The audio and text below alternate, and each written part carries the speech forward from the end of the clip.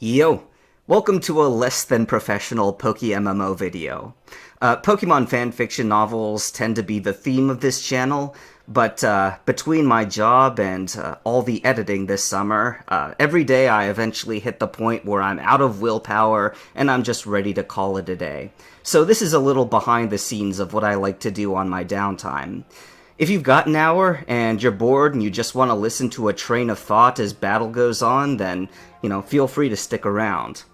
So against gym leaders in this game, they're 2-on-2 battles at the end game, and my two starter Pokemon are, as you could see, Dragonite and Salamence. I'm just showing you the stats and the dragon thing that Dragonite's holding, simply to show, the speed and the general power. Same thing with Salamence.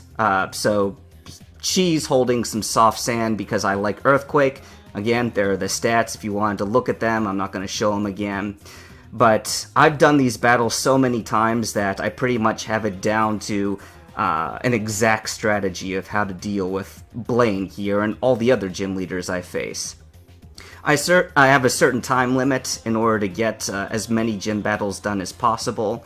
Here's Tyranitar, number 4 member. Tyranitar's holding Hardstone because that makes for a pretty devastating Rock Slide attack. So Blaine has a freaking Articuno, and that's the only legendary Pokemon that you're going to see in this video. For anybody who plays PokeMMO, nobody has access to legendary Pokemon, at least not here in the summer of 2022.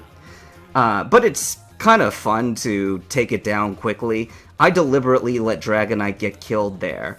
There's Volcarona, my last teammate aside from the second Dragonite. There's the stats, and he's holding a Bright Powder. Just for the heck of it, I figured why not. So there goes the Rock Slide there, and it immediately one-hit KOs Articuno. I let Dragonite pass out earlier because I wanted to make sure I got that Dragon Claw in and weaken Vileplume enough for that Rock Slide. I tend to be pretty reckless in my attacks. They damage my own team if it means damaging the other team quicker. It's all about time, because I only have the hour and then my Amulet Coin Charm runs out.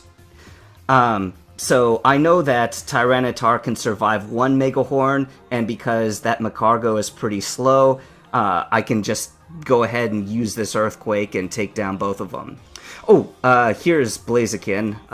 It could have been any Pokemon for the 6, but I simply trained these things for the effort values and getting them to level 100, because what else am I supposed to do against teams level 80, 90, whatever? So, this is kind of it's a bit of a run out of Blaine's gym. I figured that it would be better if I started right next to Blaine, and that way at least half of that run I wouldn't have to do on a timer. So, their second Dragonite's name is Yogg-Sothoth, by the way. A bit of a Call of Cthulhu fan. So I didn't really get to make much of a commentary on that fight against Blaine. I'm gonna start getting into the train of thought stuff for real as we go against Brock here. I'm not doing the gyms in any particular order, it's just this is the order that I've always done it. Brock tends to take a while to talk, but I'm at 56 minutes, 20-some seconds, which is pretty good as far as the timer goes. If I have a stopwatch, how fast can I get these battles done so I can make the most use of my time under this charm effect, double my money each time. I know there are better charms than just this one, but the Amulet Coin Charm tends to be pretty cheap, I guess. If you're willing to put in the time, then it's probably the better way to go, I think. I'm going to be earning 230,000 Pokédollars, Poké-Yen in all these battles here when all's said and done in this hour. So, as you can see, you're probably catching a theme. I love me some Earthquakes, because my team is mostly flying types. And so, I also like the combination of Surf and Earthquake. Doggone it, Sandslash avoided the attack. A combination of special and physical attacks. It'll be enough to take down Steelix before it can do anything, And that tends to be my strategy as well. If I can take down one of the two Pokemon in these double battles, then they don't get a chance to act, and not only do my Pokemon get spared the damage, but also I get a little time saved from what they would have otherwise gotten to use with their attacks. Another Earthquake, I can afford to do two because Sandslash was about to pass anyway. I say pass, faint, die, whatever, doesn't matter. They're just pixels on a screen.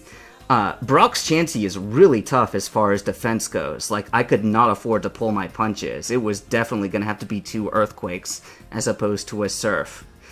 His Shuckle, it sucks. You have to put pretty much everything into it because it has ultimate defenses, as one might expect from a Shuckle. But two Dragon Claws is enough, and I'm kind of glad that he didn't use Protect, because, you know, if you take that thing for granted, it'll either use Protect or it'll use Shell Smash to rapidly increase its abilities, and you don't want to let that Shuckle live for any extent of time. It will drag on the minutes. So the teams, for anybody who doesn't know, after you've beaten the end game, you know, you play for the game and then you stick around for all the grind fest and the money you can make afterwards. These gym leader teams tend to switch up. There's like 4 or 5 different teams that they can play. So for any of you who don't play PokeMMO but are thinking about it, if you want to have this grind upon yourself, I wouldn't wish it upon you. Know that the teams you're facing are just a token of what the variety actually is. You know, I could play this exact video over again, and you'd see mostly different Pokemon. I made a dumb move right here. I don't know what I was thinking. Usually, I would have Dragonite use a Thunderbolt, immediately take down Pelipper, or at the very least, I'd have Salamence switch out to Tyranitar, get rid of this rain effect. But I got lucky that time. Caracosta was using, what was it called? Stone Edge, which it's pretty devastating, and so I managed to avoid it. Not so much that freeze effect, though.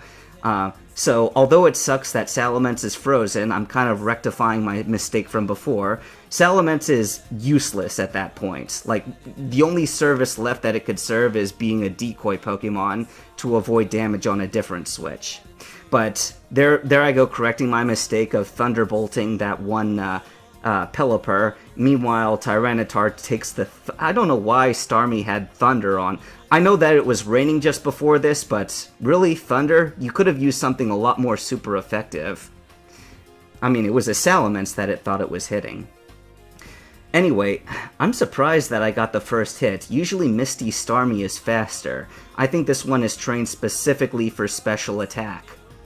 But I don't like letting that Starmie live any longer than I have to. It's a Glass Cannon-y type Pokemon, so I'll use Crunch on it as soon as I can, and then Lantern. That Ice Beam was supposed to be meant for Dragonites. I get a lot of Ice Beams aimed at me, considering that 3 of my Pokemon are flying Dragon types. Speaking of which, that was Yogg-Sothoth's stats real quick. You could pause the video if you really wanted to see them. Suffice it to say, Yogg-Sothoth is the slower of the two, but slightly more powerful as a result. Also holding a Dragon Claw. Now, Focus Sashes. You see a lot of those in here, and I freaking love Tyranitar because of this. Not only does Tyranitar cancel out whenever the enemy uses Sunny Day or Rain Dance, you know, I'll bring my own climate, thank you very much.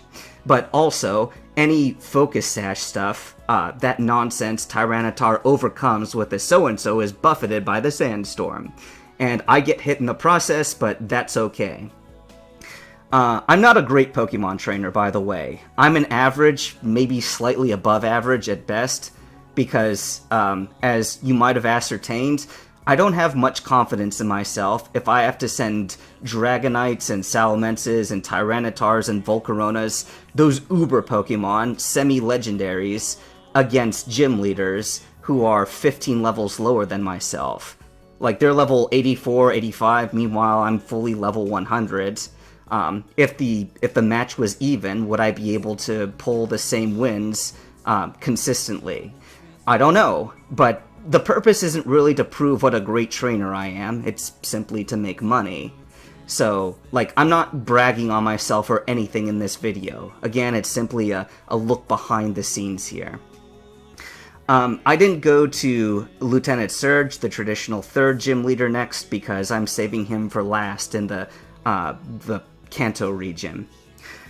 By the way, I clicked through the dialogue really quickly because I've seen it probably a literal 1,000 times before, but Erica's always saying about how her Pokemon are solely of the grass type. And then I send these guys in, and what do I see? A grass type and a fire type. So, yeah, definitely, you've probably seen this with the other gym leaders already as well, but definitely don't go into this, if you plan on it, thinking that they're actually going to be consistent about their Pokemon team's type. They might have a majority of their type, but then again, they might have 2 or 3 Pokemon in their team of different types than the ones that they specialize in. Anyway, the sunny day, I let it go for this turn right here, because I knew I could afford to knock out those first 2 Pokemon if I was quick. But you have to be quick on that first Earthquake if she's got Ninetales out, because otherwise Ninetales will use Will-O-Wisp, which sucks. The burn effect messes up your attack ability, and if Salamence wasn't a speedster, he would have been weakened with that Earthquake, and it would have been doubly weak, and those first 2 team members would have survived. The consequences are real if you're not fast enough, if your Pokemon aren't good enough, if you don't take care of problems really quick. Like, I'm able to speed through these battles, but if I wasn't able to, if I let their strategies get off the ground, I'd be in real trouble really quickly. So, for instance, Tyranitar coming out saves my team from having to deal with the chlorophyll effect from most of her team members. I'm pretty sure Venusaur had that, and so because I was able to move before it, Clefable's, Helping Hand wasn't able to let Venusaur get off a super powerful Sludge Bomb attack. Now there goes Helping Hand again, but I can afford to let it happen because Parasect is way slow. And usually if I can help it, I won't use physical attacks against Parasect because that Effect Spore, that could have been anything. So I got poisoned, the best possible result, because I'd hate to have been paralyzed or put to sleep. Anyway, Parasect's pretty slow, so I could afford to let both my Pokemon kill it. Ooh, excuse me. Okay, Shiftry's her last. That one I'm not too concerned about. I'm surprised that one Dragon Claw did it, but it's another one of those mostly attack, not so much defense Pokemon. Alright, and 13,000 something money, that's pretty typical of most of these battles that I get into. Next up on the list is Koga. And the reason I have 2 Dragonites, Dragonite I found is pretty useful as far as, what's the word I'm thinking of? Volatility? It can be useful in a lot of situations. But the overworld is definitely a plus as well. You gotta have a Pokemon that can fly and use Surf, that's just standard for getting around the Pokemon world. So, because the first Dragonite is used mainly for its Earthquaking and Dragon Clawing and Thunderbolting, therefore, I need the second Dragonite for the flying and the surfing stuff. Fly is not a great move in battle. If nothing else, it takes up a lot of time. Alright, Koga's team here. This could have gone one of 2 ways. Like, he's got 2 teams that have Weezing and Nidoqueen out first, but it so happened that this time around, it's a genuine Nidoqueen. The other one is a Zoroark? It's that illusion Pokemon, the one where until you hit it, you don't realize that it's actually faking on you. So his Zoroark will pretend to be a Nidoqueen, and usually it doesn't make a difference because I can use a Surf and Earthquake and still knock it out. It's not very tough defensively. Not like this Weezing here. Well, there goes Blaziken. I guess he's not gonna benefit from any EXP sharing in this battle. And it's the Pokemon that I experience share with, you really don't get a whole lot out of doing it, even if it means getting in EV's effort values, because the people in this game are really particular about how you effort value a Pokemon before they're willing to buy something for you from any appreciable amount. That's fine, though. If you're gonna do it with anything, it might as well be stuff like Blaziken, because you don't want to have something that relies solely on, say, special attack or speed. You want to have something where the stats are so balanced that it doesn't really matter what it gets the stat boosts in, so Blaziken's a good candidate for getting the effort values in these. By the way, I haven't really been paying too much attention to this battle here, but Koga likes his eject buttons. You attack one of his Pokemon, and if it survives, it'll knock you out of the field, I think. Let's see. Okay, yeah, Electro didn't use an eject button this time. So you'll find that your team gets all switched up, and oh, look at that, another Focus Sash. So Pokemon you didn't mean to send out will get sent out against your will, which is why Blaziken got knocked out early on in the process. There's his Crobat, he loves that Crobat. And U-turn, it may be enough to take out Tyranitar. Oh, yep, there it goes. It's a strong Crobat. Like, you'd think that Zubat, being such a common Pokemon, it wouldn't become a creature that has pretty dang high values. Like, you don't want to underestimate Crobat. Besides being fast, it's one of those Pokemon you can never quite knock out in one turn, at least in my experience. Like I said, this is a train of thought rambling video. I hope you're bored, and I don't hope that you're drunk, but it might help. Alright, so, wasted a few seconds of my time, but no real problem. Knocked his team out, and his little Focus Sashes didn't save him, and his eject buttons and switching my team around. His team isn't all that tough, all things considered. He just likes to mess with you. You know, you fight Koga, you waste a bit of time, but it's gotten down to the point where I'm able to just keep him in the program, and I'm fine with it. Next up is Sabrina, and between, I guess, the run to her gym and then the gym itself, this one takes more time than usual, even with a bicycle. Like, I'm only shaving off a couple of seconds using that bicycle there.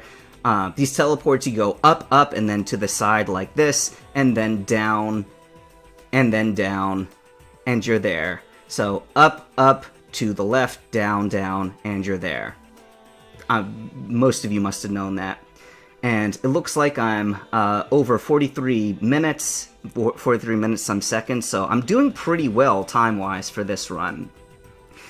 This is probably one of Sabrina's medium teams in my estimation. I guess depending upon your own team, you can make that determination for yourself, but I've determined that there tend to be 2 easy teams that the opponent sends against me, and then 2 difficult teams, and then maybe 1 medium team. So for this one, I had to make sure that I got rid of that Lapras immediately. With 2 dragons like this, flying types, I can't afford to let that thing stay. And that runs the risk of sometimes getting burned by Heat Wave. I get hit with a lot of status effects in these battles, and that is by design. Dragonite's rendered not quite as useful because of this, but because of that volatility, it was nice that Dragonite, not Salamence, got burned, because Dragonite can still use Thunderbolt to full effect. So here we go now, and it's not going to be enough to take down Sigilyph, but even a weak attack should be enough to take it down at this point. If Salamence had been burned by this Heat Wave, it wouldn't have made a difference. Even a burned Salamence's Dragon Claw would have been enough. So Sigilyph and you wouldn't expect a Sand Slash from Sabrina, would you? Like, what is she doing with something like that? What's she doing with a Lapras? She's supposed to be a Psychic-type trainer. Again, it's these things, you don't really expect it, and so when you go into these gym leader battles, you just have to think about, forget their strategy, like, not totally, because it matters, but you want to more rely on your own strategy. Like, what can I do? How can I bring my own strength to the table? So here's a little something that I don't typically get to use, but because of what Sabrina likes to do, I can afford to do it this time. That Furret likes to use Protect, and I'm not exactly sure of what the combination is, but there's some sort of hold item that lets it lose all of its other moves except for one. And I can't remember it off the top of my head, but we'll see it in a moment here. But I got to use Volcarona's Quiver Dance, and usually you don't want to waste a turn like that, but I could afford to do it this time. Wait a second. Oh crap, I might kill for it before it can do anything. Oh, yep, it didn't even get to use it. What is that move called? It's that move where all the other moves are used up and this is the last one you can rely upon. It's the thing that replaced Struggle. I wish I could remember. Anyway, Volcarona's Heat Wave is devastating after just one Quiver Dance. So when physical double-hitting moves like the Earthquake I so often rely upon isn't enough, I like that Heat Wave as an available second option. And, it doesn't always hit. There's a 90% chance, which is pretty nice, but, when it doesn't hit, it really matters, because I really depend on accuracy. Like, 90 is, I consider, pretty low. I wouldn't rely on something that's 85 or lower accuracy in any of these battles. But I do like the double-hitting ones, like Tyranitar's Rock Slides combined with the hard stone it's holding. That is great stuff. Alright, so I'm getting ready to leave the Kanto region. I didn't bother with the 8th gym leader, Giovanni. I'm actually not quite sure if, in this most recent update, he gets brought back for the sake of post-game gym challenges. I don't know, but it wouldn't fit into my schedule anyway. Like, I've got a full schedule planned out as is. I just don't have time to add in another gym at this point. Alright, so this Dragon Claw is never enough to take down Dodrio, but that's okay because Lieutenant Surge always uses that double edge and knocks himself out, which for this team allows me to then kill off Jolteon with the Dragon Claw. You gotta be willing to sacrifice some of your Pokemon early on if it means that you're going to have an edge later in the game. This is always a match of my 5 Pokemon, essentially, versus their 6 Pokemon. And so, I guess in a way it sort of evens out. It's still not fair, like I am 16, 17 levels ahead of those things. So, I would definitely take a match of 5 level 100s against 6 level 80-somethings. The odds are unfairly in my favor, but I'm just used to fighting with 5 Pokemon. If I have to, I can rely on the 6th that I'm training, I guess, but it tends to be like level 60 or 70 at that time. Blaziken's pretty far along at 87, but I can't typically rely upon the 6th Pokemon that I'm training. So, I just consider it 5 Pokemon. Alright, Dragonite and Dragonite just working together as brothers. I like to let Yogg-Sothoth, the second Dragonite, hit any Pokemon that normally has static or any sort of electrical threat on it. Because that way it preserves the first Dragonite from having to deal with electricity. Dang it, I really wish Victory Bell hadn't lived through that. That takes a couple extra seconds, but oh well, not the end of the world. Because sometimes I can avoid going to a Pokemon Center and just skip straight to the next challenge, and that saves me a few seconds. And this obsession over seconds, I know it's a little weird on my part, but it really does add up over this hour time limit with the Amulet Coin Charm. By the way, if you're not familiar with PokeMMO, they changed it so that the usual Amulet Coin, rather than being a hold item, it is something that is used up after an hour, and you have to buy them off of the marketplace, or you can get them from wild Meowths by stealing from them.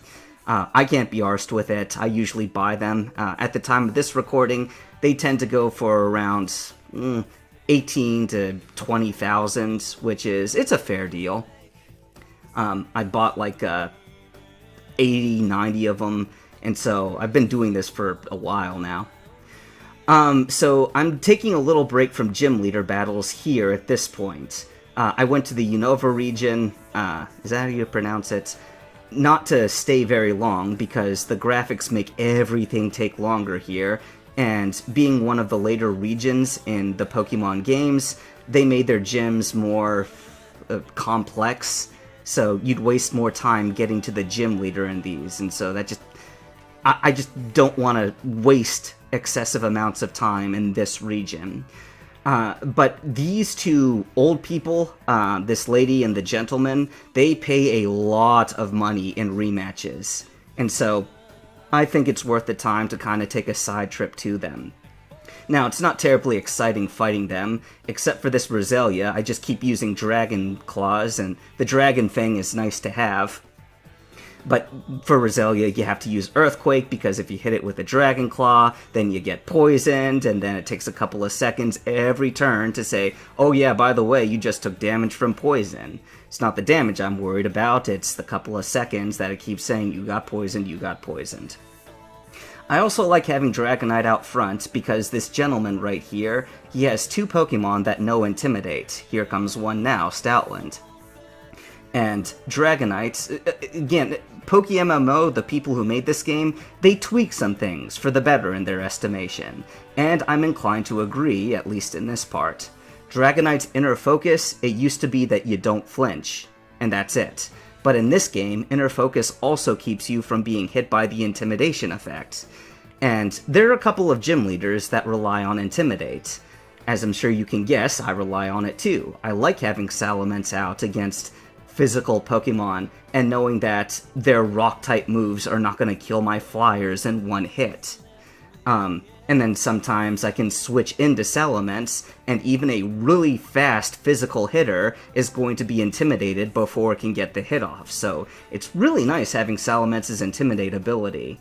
Like, I fight with Ubers because I don't have confidence in myself as a real Pokemon trainer, but I also like the abilities that these Pokemon put in. Like, Volcarona is the only one on the team whose ability is nothing special. I mean, it's nice that if I get hit by an enemy, Volcarona might burn them, 1 in 3 chance, but usually they don't live long enough to really get affected by the burn if Volcarona's out. Like, Volcarona's do or die.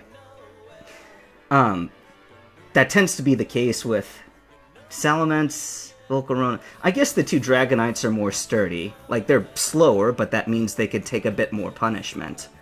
Tyranitar is pretty dang sturdy too. Because the Sandstorm, if the Sandstorm is out, another effect is that special type moves won't do as much to Tyranitar as they do if there was no Sandstorm. So Tyranitar is really bulky because of that added special effect. By the way, see what I mean about the gyms taking a bit longer? I had to run through a museum, and then a bookstore, or library, whatever, and then down into a basement before I could take on Lenora here. I guess it's not that much running, but still, it's annoying. It's like, do I really have to go out of my way every time? I guess I do. First world problems. There are kids starving in Africa, and here I am complaining about a few seconds of running on the map when I could be playing Pokemon battles. Oh, my life is blessed. Alright, so this is probably one of her easier teams. Whenever I see an enemy Pokemon that I use, I always tend to panic. Like, oh crap, an enemy Dragonite. Immediately send 2 Dragon Claws at it. And, Dragonite should not be able to survive a Dragon Claw, or if it does, it would have like a sliver of health left. But I believe that they tweaked it so that all enemy Dragonites with the gym leaders have Marvel Scale. Is it Marvel Scale? Multi-Scale, that's it. It's the one where Dragonite can take the first hit, like it halves the damage, but then the second hit it's back to normal. Anything other than full health, and Dragonite is vulnerable as usual. Anyway, Dragonite went down pretty fast, which means that Helping Hand was useless, which is nice on my part. And so all these Pokemon that are coming out, I'm able to just take them down before they can kick anything off. And Lenora here particularly loves her Helping Hand. Oh, see, there it goes. Watchog Helping Handing Stoutland, and Stoutland helping right back. And so, there's me showcasing Soft Sand right there. I love Soft Sand Earthquake. It has proven so useful. Like, even at level 100, it makes the difference. Like, there are several enemies I've discovered that, without the Soft Sand, Salamence and Dragonite's Earthquakes combined still would not be enough to take them down. And that little difference, a 20% extra damage Soft Sand, that does it. Lenora is super easy. Like, I take the time to go out of my way, run in here, because my Pokemon team didn't take one hit there. And though that was one of her easy teams, even her hard teams, I don't consider a challenge. Like, I consider a failure whenever I fight Lenora and then lose one or two Pokemon and have to stop at a Poke Center thereby. I'm doing really well time-wise, by the way. Like, half hour's passed, and I've got a half hour remaining, and usually by now I'd be at 27 or 26 minutes remaining, so I'm 3 minutes ahead of schedule here. Alright, so next up on the list is also last on the list. The bug guy. I can't remember his name off the top of my head. Mr. Artsy Clown Dude. And the reason I'm facing this gym as opposed to others, besides the fact that it's one of the lower level ones and thus not much of a challenge for the amount of money I'm getting, it's in the port city and I'm leaving after that. Oh, Berg! Mr. Berg type, yes. Very clever game. Mesquite Rain and Gliscor. This is commentary after the fact, so looking at this footage, I think this is the guy that I made the biggest mistake with. What I should have done, I'm gonna have Dragonite use Surf here, but I should have had Salamence use Thunder Fang against Gliscor, and I didn't. I used Dragon Claw because I wasn't thinking. And so Mesquite Rain takes half damage, and believe it or not, that is gonna bite me in the butt later. Like, Surf should have been enough to take Mesquite Rain out, but because I used a weaker move, even though it's got same type attack bonus, therefore Salamence goes out early.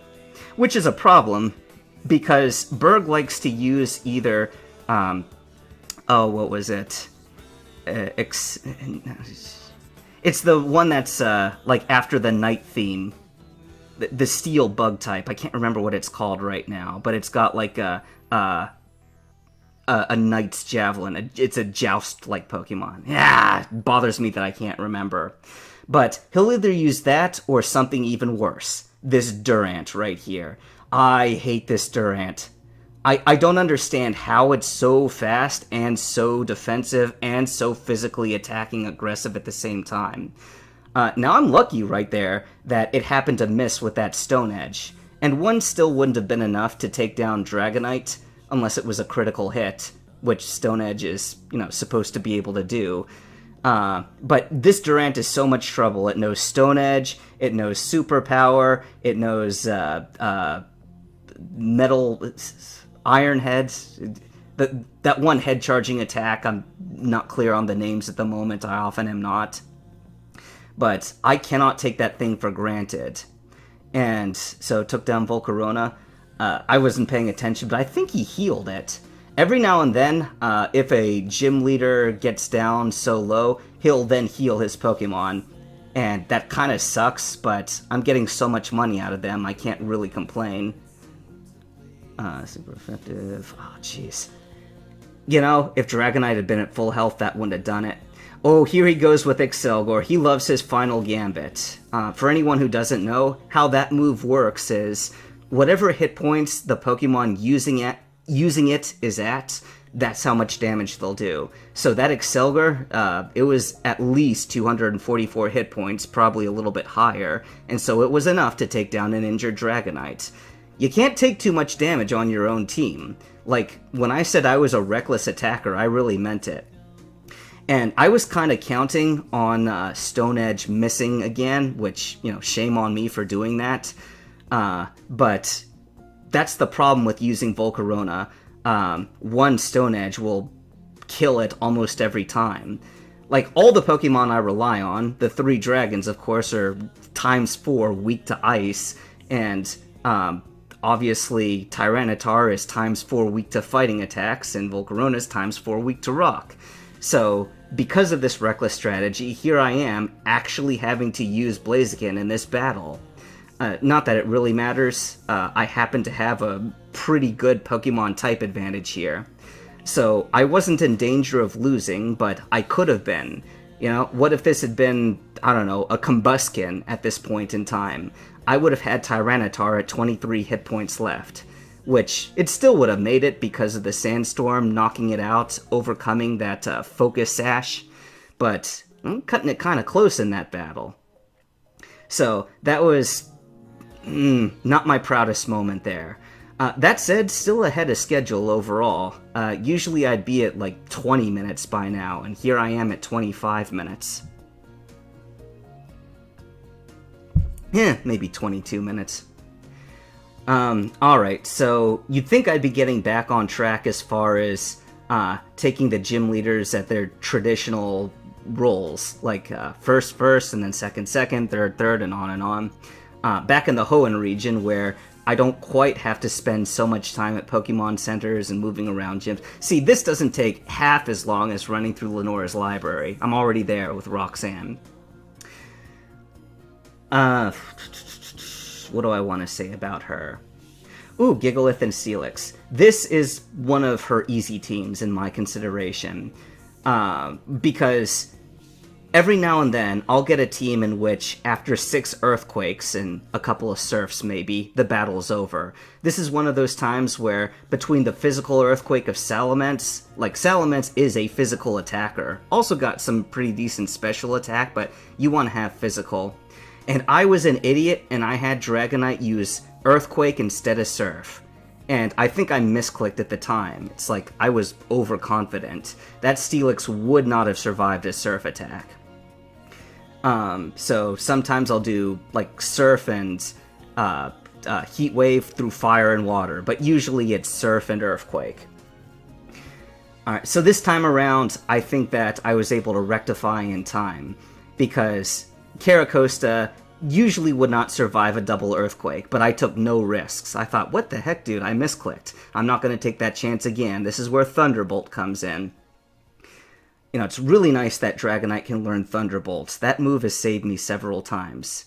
Still kicking myself, though, because Rampardos and Probopass, both of them are vulnerable to Earthquake, and I think her last Pokemon is also really weak to Ground-type attacks. Like, it could have been Probopass and whatever this last one is that I could have been on right now. Like, the battle would have been over right now if I'd just done it properly, but See, these are just low-level things that I really don't need to obsess over. Yeah, Bastiodon, exactly. But, hey, it's my downtime. I'm relaxing. I'm just having fun. So, these are the sorts of things that require so little brain effort at this point that I kind of do it. And while I'm doing this, by the way, like, I'm listening to podcasts. I like to do that. Like, I'll listen to some Matt Walsh or The Classiest Man on YouTube, Michael Knowles, Daily Wire guys, Steven Crowder. I'm pretty conservative, but I'm sure that's not a surprise to anybody who knows me. Anyway, so I get to listen to the podcast in the background while I'm playing this, and that way, on my downtime, I'm also learning some useful stuff. Alright, so back to this. I skipped over Brawly. I'll get him later, but in the meantime, I'm gonna take on Watson here. I really don't like facing Watson and Lieutenant Surge. They're necessary evils, but of the status effects, I don't like Paralysis.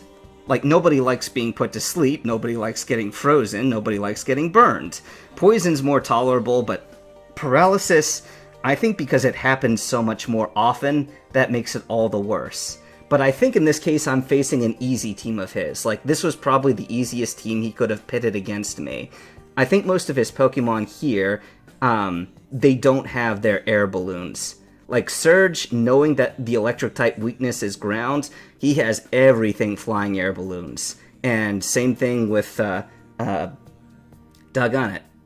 Already forgot his name. Jeez, This train of consciousness thing, after a while it gets to you. Watson, doggone it. Watson, he'll just have his Pokemon floating, and so I have to rely mostly upon Dragon Claws. And I know that because this Electrode is so fast, I'm never going to be able to kill it before it kills my Salamence.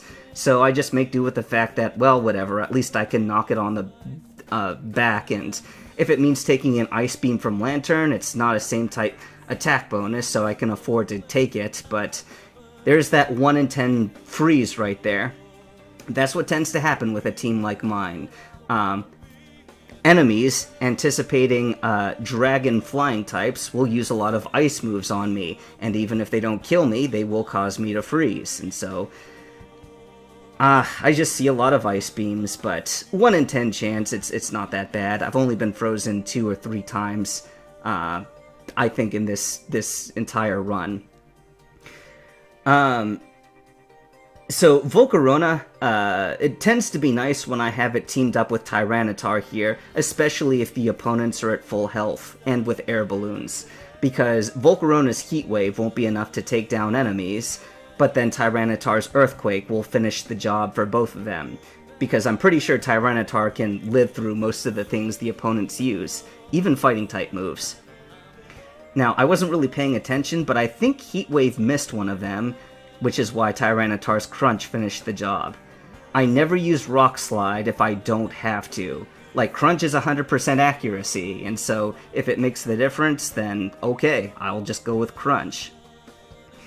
Alright, so that was a pretty short battle against Watson. 19 minutes, still doing really well for this run. I'll be honest, when I recorded this video, I was ready to just put up whatever I had. I was hoping to showcase, like, Blaine's Moltres and Articuno just for the lulz, but whatever happened would happen, and I just posted up anyway. But this run went just unusually well, I guess I'll say. Alright, next up is Flannery, and this is one of those gyms that takes a long time to get through. I've run it enough times that if you just follow what I'm doing right here, you'll get to her immediately. But it takes a while. And I put up with it because Flannery herself is such an easy gym leader.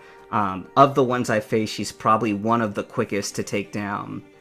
Boy, I'm gonna need more drinks here. I can rely mostly on Earthquakes against her teams, but, well, I guess I repeat myself to say how much I rely on Surf and Earthquake. She likes her harsh sunlight, and she does that even in her traditional battle, so I tend to immediately switch to Tyranitar and be like, nope, you are not getting your sunlight this battle. And so now Surf is effective again, and otherwise using Earthquake would have only taken out Torkoal, leaving Charizard completely unharmed. I don't feel like doing that, and Heat Wave isn't going to do nearly as much. Now I could swap out to either Salamence or Yogg-Sothoth, the other Dragonite, because I don't want to leave Tyranitar out for reasons you'll see in just a second here.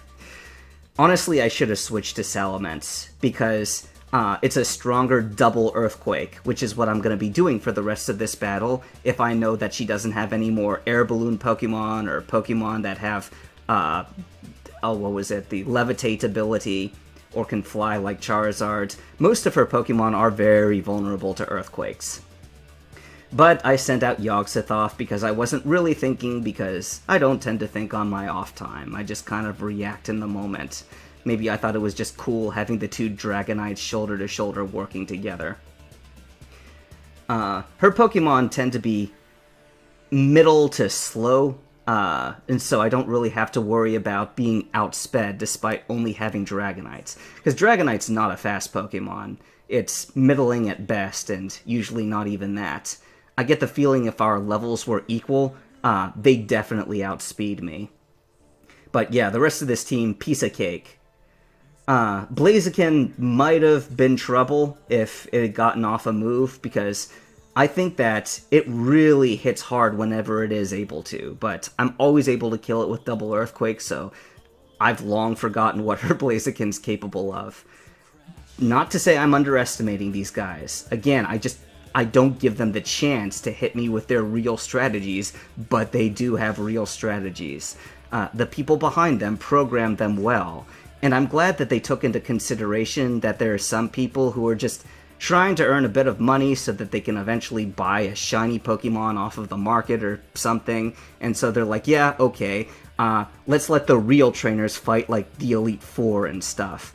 And for anybody else who wants to make less money less quickly, but still want somewhat of a challenge for it, okay, fine, you can face the gym leaders with their lower level Pokemon, and you can feel all special about yourself. I appreciate it. I don't think that I'd be able to use Amulet Coin nearly as effectively against level 100 enemies. It would just take too much time. It wouldn't be worth it. Alright, so, like I said before, seeing a Dragonite out on the enemy team, I immediately say kill off the Dragonite. And because it has multi-scale, that should have killed it, but it didn't. But this will. And I leave myself vulnerable to Pelipper, who, guess what, has Ice Beam. Who'd have thought? And Salamence is usually able to survive these because it's not same type attack bonus, but only just. Now here comes Honchkrow, and I really do not like her Honchkrow because despite it being kind of slow, it's got Moxie, which means that if it manages to knock out one of my Pokemon, its attack power will rise, and that tends to be extremely dangerous.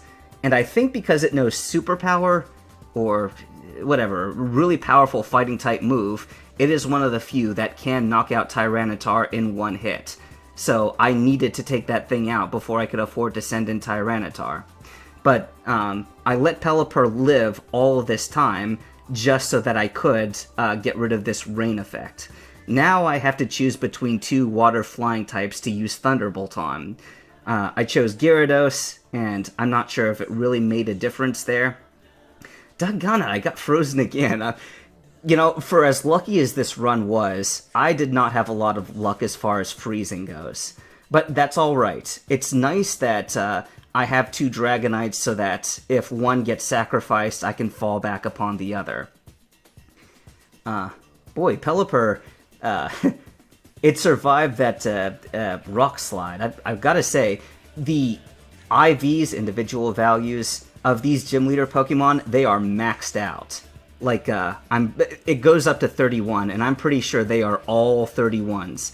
And the effort values, if you know what I'm talking about, are all in the right place. It's just all speed, or all special attack, or all super defense. Like, so these Pokemon, they just go all in on whatever that they're designed to do strategically. You know, I shouldn't have used Rock Slide there. I should have used Crunch. There was a 10% chance that could have missed, and then I could have gotten hit by another Ice Beam. Oh well. So Noctowl...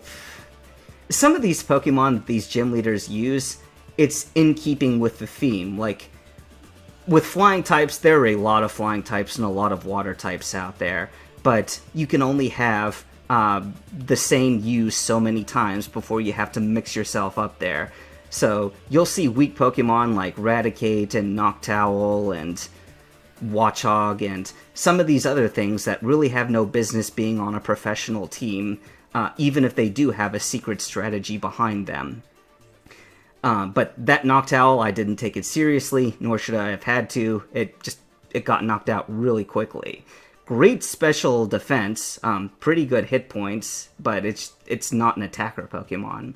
It probably would have done better using special effects, I think. Anyway, so here we are in the 8th gym. This is where I really get out of order as far as gyms go. But you'd think, oh no, 8th gym leader, this is going to prove a challenge. I avoided this guy a lot at first because, you know, Juan's a water-type master, which means more ice beams than ever.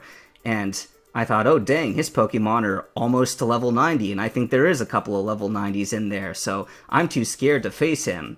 And then I fought him just for the lulz, and it turns out that 2 of his teams are extraordinarily easy, and even the other teams he has are pretty manageable, at least for the team I use. And this is one of the easy teams. His Seaking uses Megahorn. I cannot believe that Megahorn is the best he can do against my 2 flying types here. Like, you don't have an Ice Beam on your Seaking, dude? Really? And so, this whole battle, I just spend continually attacking this second Pokemon that comes out, and leaving Seaking alone so that he can flail uselessly against my teammates the whole time.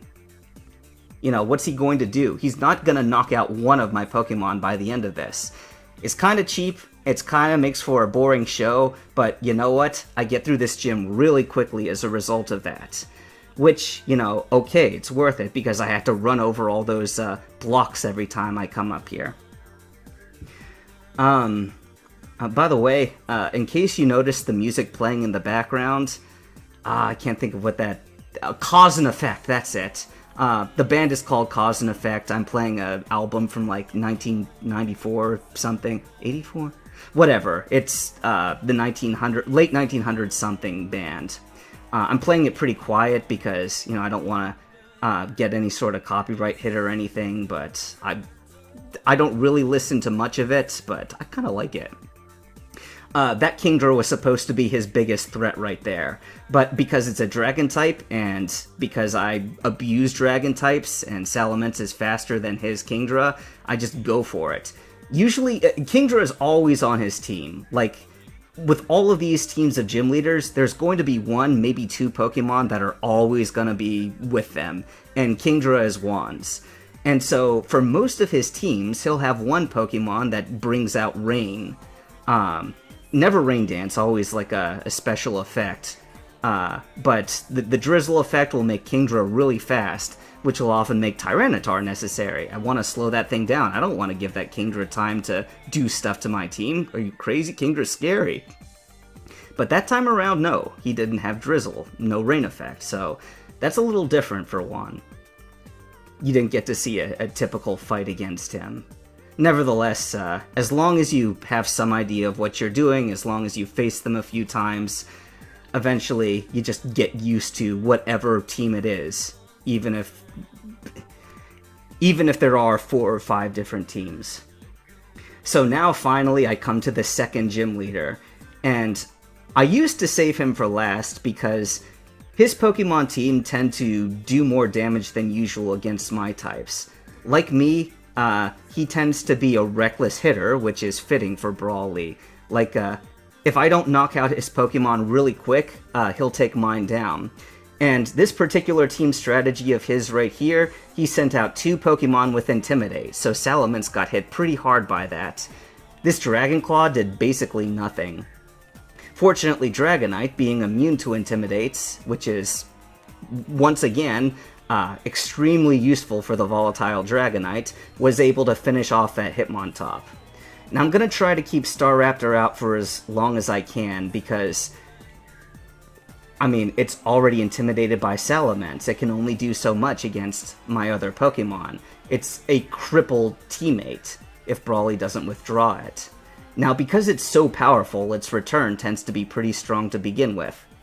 Okay, so Salamence just got intimidated for the 3rd time, so I haven't really been using Salamence's Flamethrower until now, but I kinda have to. It's pretty much the only thing I can do to make Salamence's attacks at all effective. It's a little different with Brawly. Normally I'd be able to double Earthquake everything, but I can't do that with Staraptor out. So, can't benefit from my 3 flying types. Of my 5 Pokemon I use, 3 are flying types, so Earthquake tends to be something I can rely upon. Anyway, this Hariyama here, I don't know what it's fully capable of, but, didn't have it. Hang on a second, let me check something. Xantro kicked up. Oh, no, it didn't. So Hariyama usually has a Flame Orb on it, and because of the burn effect, I think it has the Guts ability, which raises its attack ever further. And so I do not want to let that Hariyama get off the ground with its attacking ability. I just want to kill it immediately. I know that this is rambling, but again, for those of you who have not played PokeMMO, I happen to train a team of 100s, and the team altogether, the 5 of them, they're probably about, I don't know, 200k worth each. Altogether, they're probably worth about $1 million, as far as money goes. But this team of 100s, if you don't have a team of 100s, the trained computer Pokemon will somewhat accommodate you. They'll be at level 60 or something if your Pokemon are also around that level. Or, I don't know. It's been so long since I used anything other than 100s that I'm not really sure how the leveling works. All I know is when I max out at 100, I get a special advantage, so why not? Saves me some time. Alright, we're about to face the last gym leader, Norman. And again, I'm not really sure why I waited until now to face Norman. Like, I could have done him way early on, like right after Roxanne, but I just don't like going through these doors. It takes up time, and it's just a straight walk, but you have to click on the door, and that takes up seconds and whatnot. So the longer it takes to get through a gym, the more I want to wait to go to that gym, just in case I run out of time because I get behind schedule on the amulet coin. But I've got, 5-6 minutes left on that thing? Like, I'm doing really well. Usually takes about 3 or 4 minutes to fight any gym leader after I've gotten through their gym to them. Alright, so this slacking, it's Norman's favorite, obviously, so he's always got his signature out front first. And this is an unusual slacking because they're supposed to be physical attackers, not special attackers. This one's got a life orb, which means that it's always going to be doing a lot more damage at cost to its hit points. But I'm thinking I want to keep that thing out as long as I can. Usually that tends to be the strategy for me because it's got Truant, which means it can only move every other turn. And since Salamence intimidated it, it's a little more defanged than usual. Now Salamence also got intimidated, so do I want to keep it out? See, I think, alright, I can afford to take it out, and maybe I'll take out Slacking before it can really do anything more to my team. I guess I was feeling kind of impatient at this point. Usually I'd play this a bit smarter. I would just take out everything except Slacking. But I guess I was kind of scared of that life orb. Maybe I thought, it's not worth it. Just one Intimidate's not going to accommodate for that life orb. Plus, his team is pretty dang vulnerable to special type attacks like Volcarona's Heat Wave here, and given that Sawsbuck is also a grass type, it's like, hey, this worked out really nicely. He's already down to his last Pokemon, so as long as I can hit pretty hard pretty quickly, he doesn't get a chance to kick off his strategy. Like, for instance, Spinda could have been his second to Slacking instead of Blissey just there, and so if Spinda had used its, Teeter Dance or something, it would have confused the crap out of my team, and that would have just thrown a wrench in my plans. Alright, well, there he goes. I kind of like this video in the sense that I got to showcase all the gyms that I go to, plus a little bit extra of what I do if I happen to beat all the gyms that I'm meant to face. Like, I'm in overtime here, so I've still got to use up the last little bit of this coin, so might as well show you a couple of gamblers that I face. But you didn't get to really see most of the gym leader's strategies, how they tend to fight back. If I'd given them more of a chance to do their strategies, maybe this would have made for a more exciting, entertaining video. But again, that's not really supposed to be the point here. It's just me doing my talk, telling you about how I tend to relax at the end of any given day. Strange way to relax. Like I could be fishing, or I don't know, what did normies do to relax? But I do this. But hey, a lot of people do this. A lot of Pokemon trainers in the world, so if you're still watching at this point, I'm sure you can appreciate what I mean. This song playing in the background, I really like it. Shakespeare's Garden, I think it's called. Like, you'd think it would be called, Where Did You Get Your Wings, My Angel? I mean, you type that into YouTube, you're gonna get that, but, I'm not being strategic at all with these last couple of teams here, because, I mean, look at them. They're level 40-something, 48.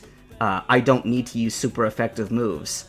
Like, if I can even avoid the extra couple of milliseconds it takes to say, oh, it was super effective, I've saved a little time there, so I don't even try.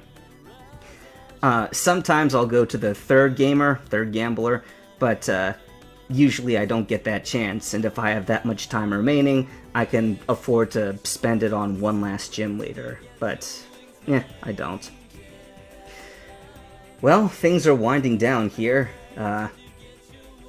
Like I said, I got like 220, 230,000 from this. Actually, I think I got a little bit more this time around because I did better time-wise than I usually do, but if you ever find yourself playing PokeMMO and it's the after game and you get a team of level 100s or whatever and you want to fight these gym leaders to get more money, this is the strategy I use. And, if you're distractible but you want to educate yourself and you like listening to podcasts, I don't know, maybe play some PokeMMO while you're doing it.